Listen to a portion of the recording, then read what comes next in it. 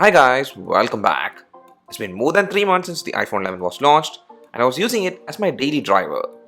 iPhone 11 is Apple's upgrade to the famous iPhone XR and it's a pretty good update. Now the reason I say that is because Apple did update all the internals and also reduced the price of it compared to the initial price of the iPhone XR. It's not a very premium phone, but still it's a great phone with a familiar design. The design is very similar to the iPhone XR where the size and even the weight is almost identical. Now the dimensions of the iPhone XR was spot on because it was not too big and not too small, and since the iPhone 11 has the same dimensions, it's a good thing. From the front, you can't even say which phone is the iPhone 11 or the iPhone XR because both are exactly same. But on checking the back, then you can see the differences. It's still a glass back, but this time there is a dual camera system and that section is very unique. It's matte finished and that's a contrast to the rest of the glossy finish. This is actually a single glass piece and the glass section which houses the camera actually protrudes out, and weirdly the camera also protrudes out. And because of all these protrusions, the phone does rock on the table. The cameras have this ring around it and the ring color matches the color of the phone. And talking about the color, this time you can choose from a wide range of color choices and the one I got is the product red.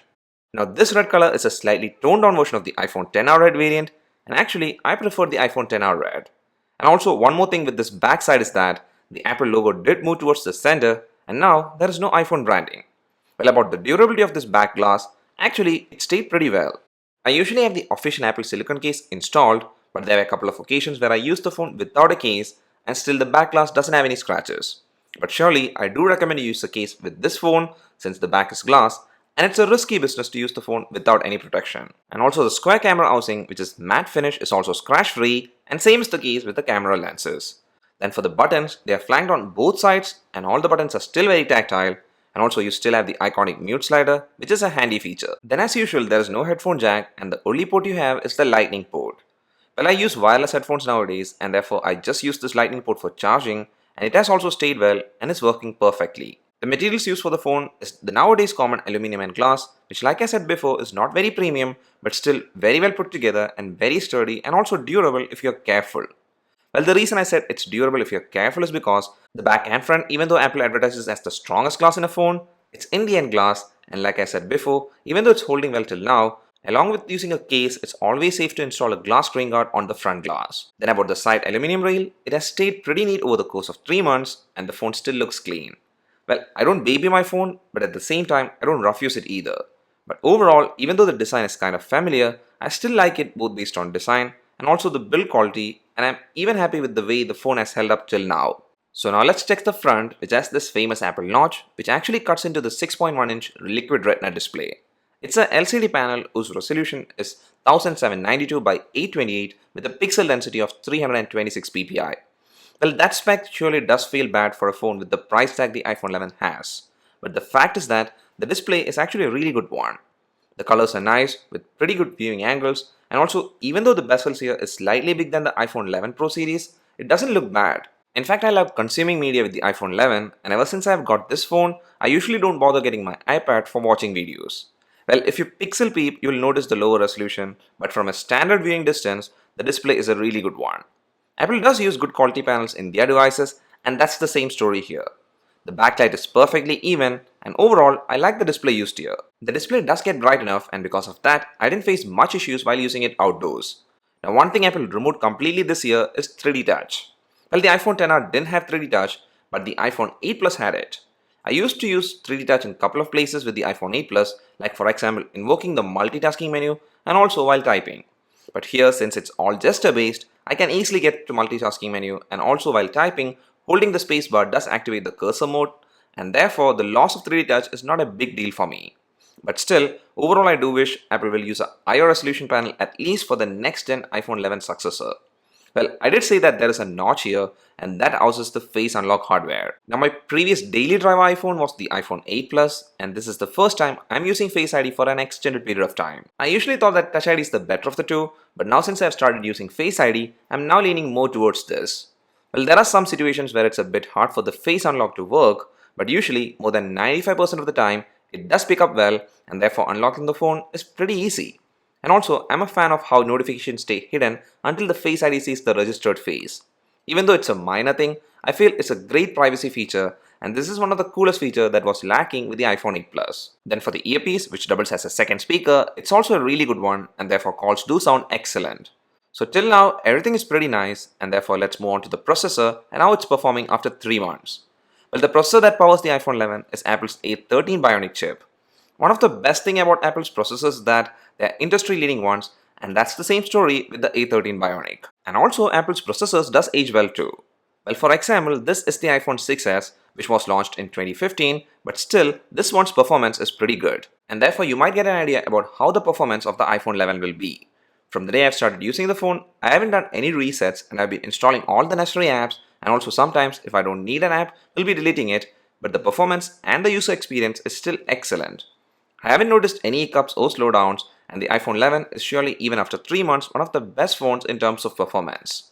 Playing high-end games, browsing through social media apps, switching between apps, and all the daily stuff does work really well even now. And I think this is really great considering the phone is staying same as the first day in terms of performance.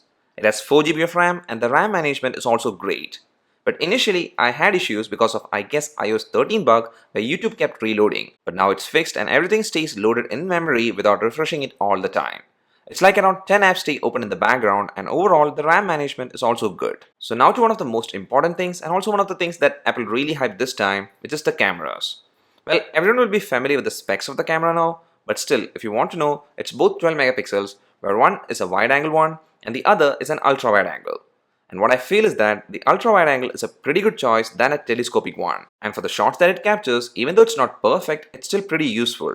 When there is good lighting, shots are nice from the ultra wide angle one, but when the lighting environment is dull, the quality does degrade. Then for the videos from it, it's also an added bonus, even though again not best in terms of quality. While recording the video, we get the clear idea about the quality difference of the ultra wide angle and the wide angle one when you switch between the cameras. And yes, the wide angle camera is a really good camera both while taking pictures as well as videos. The wide angle one has optical image stabilization for video, and you get 4K 60fps option, and the quality of the video is excellent. I feel when it comes to video recording, as of now, iPhone is still the best than any other. And similarly, the photos that the main sensor captures is really good. Let it be any lighting situation, the camera does capture images with great detail and color accuracy, and also with the new deep fusion and night mode, almost every scene is optimized well while clicking a picture. Now there isn't an option to always turn on these features, and especially deep fusion works by itself, where you never know whether that feature is on or not. And for the night mode, when it's low lit, you get an option to keep the night mode on and also adjust the time of exposure.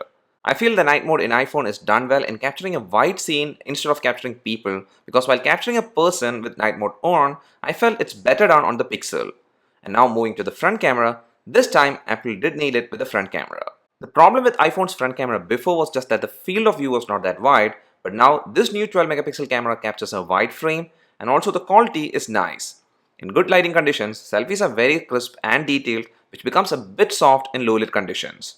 And for the videos, now you get the option to record 4K in 60fps, and also something that I never used, which is slow motion with the front camera, is also a feature available.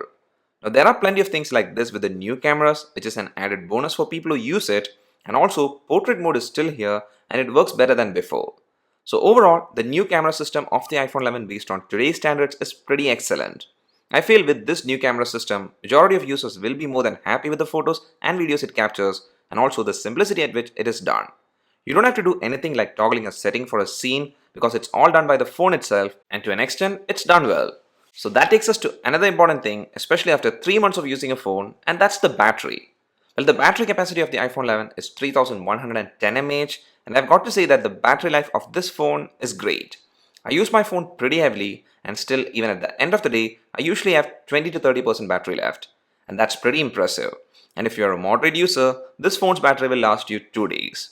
But even though battery life is excellent, the charging speed with the included charger, which is by the way a 5V 1A charger, is bad. It's a really slow charger, and I'm wondering why Apple still kept this charger with the iPhone 11 considering they have bundled a fast charger with the 11 Pro series phones.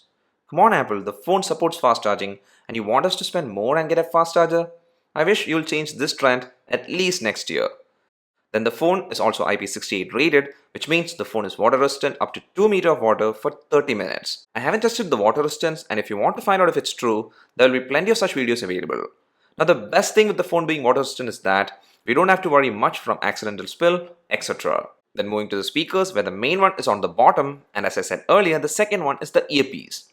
The speakers do support Dolby Atmos, and even it has a new feature called spatial audio, where the speaker will give you a surround sound feel, and if the content supports it, the feature does work well. But for regular content consumption, what I have to say is that the speaker system in the iPhone 11 is loud and very clear, so that the whole sound experience is very enjoyable. Well, some of the features which are here and I didn't use is the wireless charging, which I still feel is not that good enough, and also the phone does support dual SIM, in which one is the normal nano SIM and the other is an eSIM. And also the storage options available are 64, 128 and 256, and the model I bought is the 64GB variant because I usually rely a lot on the cloud. But still, 64 will be too tight for plenty of people considering the long-term use, and therefore I would surely suggest to get at least the 128GB variant, which is 5,000 rupees more than the base variant, whose pricing is 64,900 Indian rupees. Well, I guess that's all about the iPhone 11 and how it has held up after 3 months of use. The phone is actually on the pricey side, even though it's the cheapest iPhone launched this year. And what I have to say as of now is that if you're looking to buy a phone for a long term, like maybe 3 years or more, and you want one of the best, then the iPhone 11 is surely a great choice. But if you don't want to spend that much, you have great options in the Android side like the OnePlus 7 series phones or even the Galaxy series phones.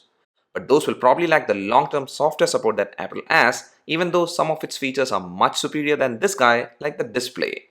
Then another scenario is, if you're an iPhone user and you're planning to upgrade, well, for that, if you have the iPhone 8 series or below, then surely go for it. But if you have the iPhone XR or even the iPhone 10, then I feel you don't need to upgrade unless you're really into the new cameras. And finally, if in case you just want to get into iOS and you don't want to spend this much money, then the iPhone XR is also not a bad choice.